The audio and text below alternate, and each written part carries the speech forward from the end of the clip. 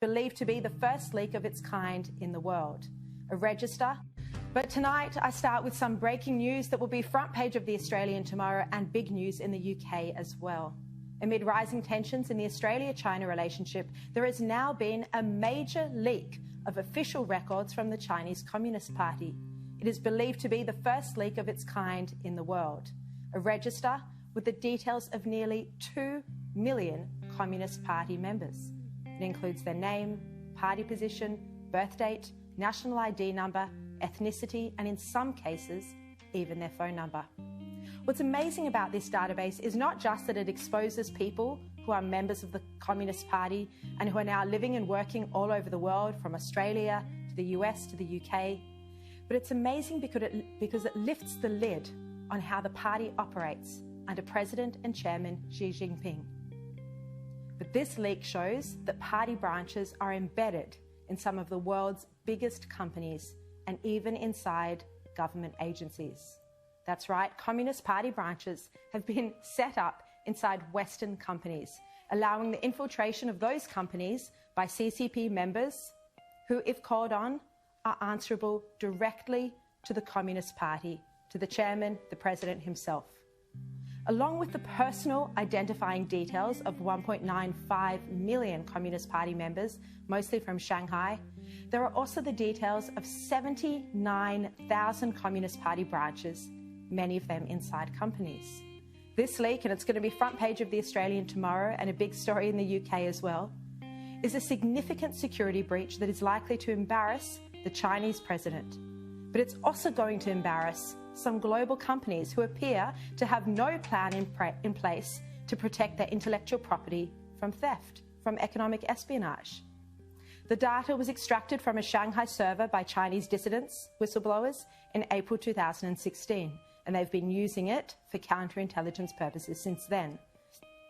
It was then leaked in mid-September to the newly formed international bipartisan group, the Inter-Parliamentary Alliance on China, and that group's made up of 160 legislators around the world. It was then given to an international consortium of 4 media organisations, The Australian, the Sunday Mail in the UK, the Standard in Belgium, and a Swedish editor to analyse over the past 2 months, and that's what we've done. At The Australian, we then were able to independently get hold of a more complete version of the same database from a confidential source. This allowed leading cybersecurity firm Internet 2.0 to trace the data back to its original leak and then conduct a rigorous metadata analysis and verification. And Robert Potter, who did this analysis, will be on the show in a moment.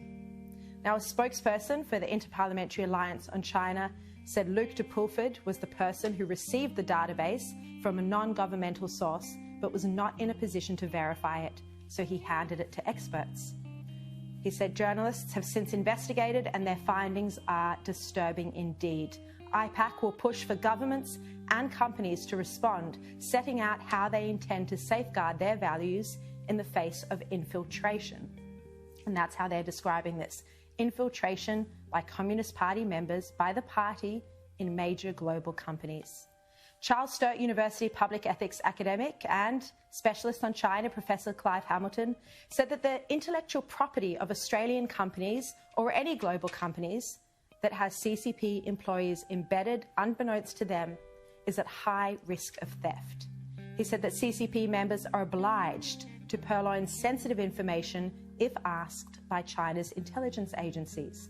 They have no choice, he says, but if they are party members, it's what they sign up to. The party always comes first.